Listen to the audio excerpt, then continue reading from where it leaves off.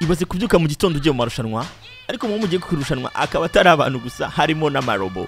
Ibyo nibyo byabereye rero i Beijing ahitwa Yizhuang, aho mu Bushinwa amarobo yarahanganye n'abantu birukanka koko, ariko nyine byari bicika, robo zaraguye zari zisha abantu, zimwe zashize mu mwuka zitararangiza amarushanwa rwo zigitangira.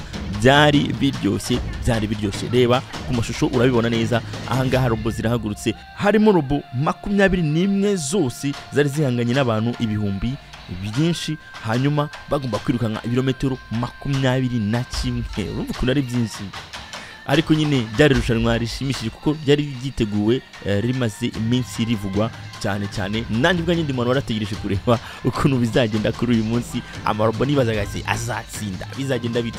Rero uko byaje kurangira, abanundi baje kurangiza bari imbere. Aya marobo nagore bayavanze n'abantu kuko hashobora kuvugamo impanuka, dore ko nyine nkuko mwabibonye yahirimaga mw'abantu umwe hari yari yishe neza bayizanye cyangwa abatrainer bayo, cyane ko buri robo yabaga ifite abatrainer bayo cyangwa abantu bayitoza bajyana nayo bayirukanye iruhande cyangwa bayifashe zimwe na zimwe. Hanyuma rero bamwe bari iburyo abandi bari ibumoso, batandukanyijwe na biriya bintu bakira ahantu habera amakurse cyangwa se ahantu habera amarushanwa yo kwirukanka, kugira ngo ataza kubaho impanuka nk'ingi mwabonye nyine. Hakaba ari umuntu wahitanwa n'icyuma, dore ko amarobo ari ibyuma nyaboneka, twe tukaba turi abantu dufite umubiri, byashobora kuba hari impanuka ikomeye yari kubera muri aya marushanwa.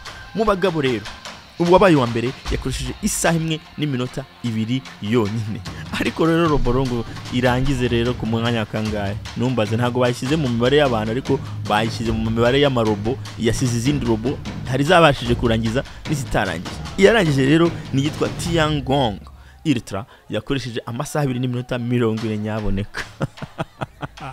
Nukuvuga ngo abantu bayikubye kabiri, bagerayo barazitegereza, koko barazitegereza.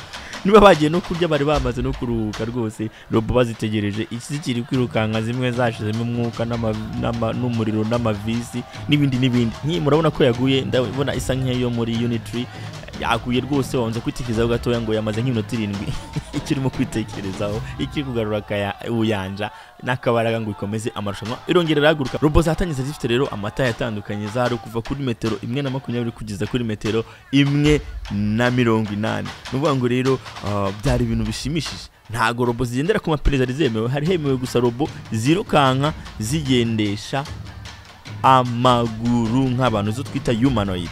Nuvuga ngo byari ibintu bishimishije nuko muri kubira ku mashusho, ndetse n'umuyobozi ushinzwe ibya technology hariya witwa Tangjian yavuze ko yishimiye kubona amarobo ari kwirukanka, akavuga ko nta zindi robo ku isi hirya no hino, yavuze muri West mu bihugu by'abazungu nyine bitari by'abashinwa, ndavuga bavuga muri Amerika no mu Buraya, ngo ishobora gukora ibintu nk'izo robo nk'ibyo robo zabo zirimo zirakora.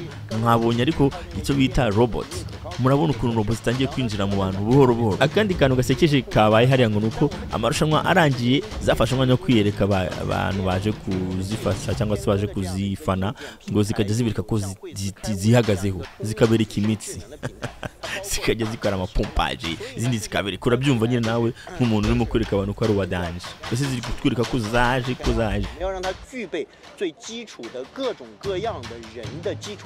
hanyuma.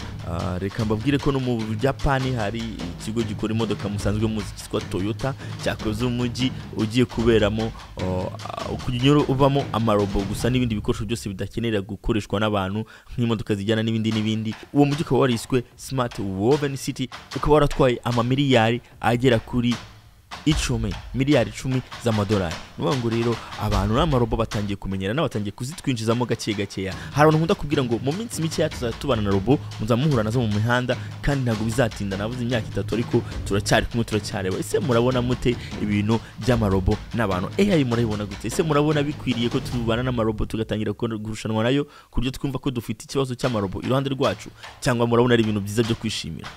Nje mfite mbibona nawe ufite kubibona. Nitwa Nakalafeti, wakoze gukurikira ahangaha.